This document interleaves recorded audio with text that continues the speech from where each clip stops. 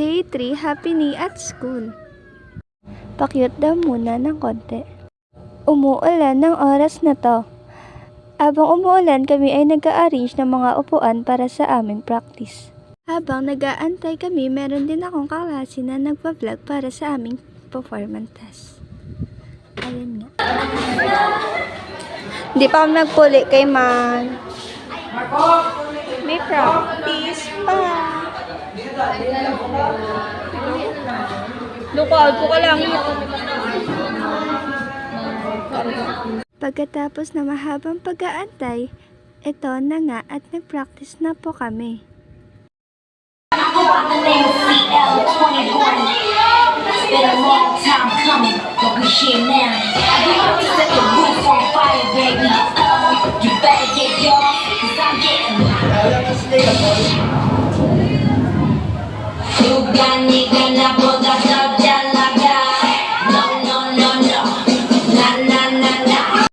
So, ayun na nga.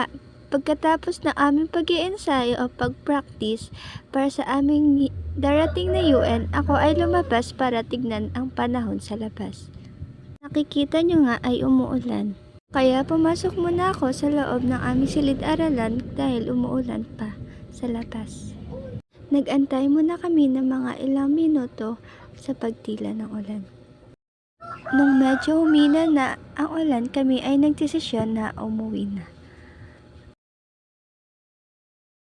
Sa nakikita nyo nga ay madilim na kasi nga kami ay nag-practice pa para sa aming UN. Kaya oras na kami nakauwi. Dito po muna nagtatapos ang aking vlog dahil di na ako nakapag-video sa pag-uwi. At yun na nga po ang mga kaganapan sa araw na ito.